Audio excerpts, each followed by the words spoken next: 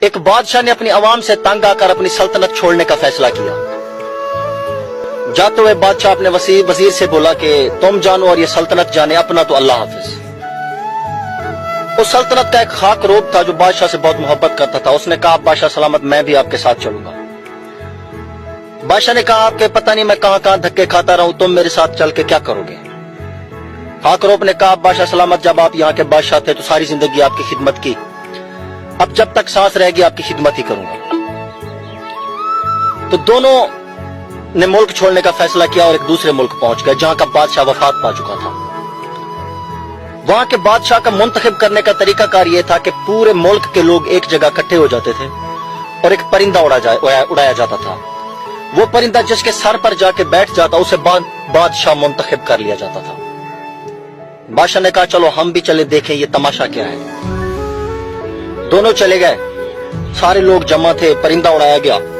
وہ پرندہ اڑتا ہوا خاک روب کے سر پہ آ کے بیٹھ گیا۔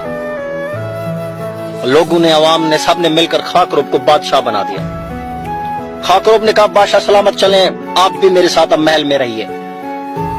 بادشاہ نے کہا کہ سلطنت اور بادشاہت کی زندگی سے تو میں اکتا چکا ہوں، تھک گیا ہوں، میں شہر کے باہر کہیں جھونپڑے میں رہوں گا۔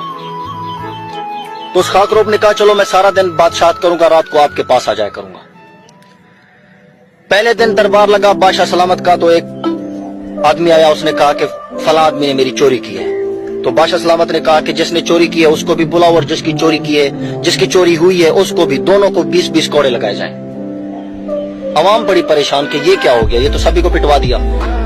تھوڑی دیر بعد ایک اور فریادی آیا، جناب والا سالہ فلاں نے مجھے مارا ہے۔ بادشاہ نے کہا جس نے مارا ہے اسے بھی بلاؤ، جسے مارا گیا ہے دونوں کو لکتر لگاؤ۔ عوام میں ہلچل مچ گئی کہ یہ کیا ہو گیا، یہ تو سبھی کو پٹوا دیا۔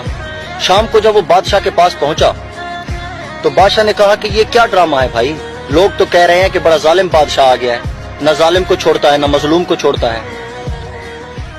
تو اس خاک روب نے بہت اچھی بات کی کہ بادشاہ سلامت، اگر اس قوم کو ایک نیک سیرت اور اچھا بادشاہ چاہیے ہوتا تو پرندہ اڑ کر میرے سر پر نہیں بلکہ آپ کے سر پر بیٹھتا۔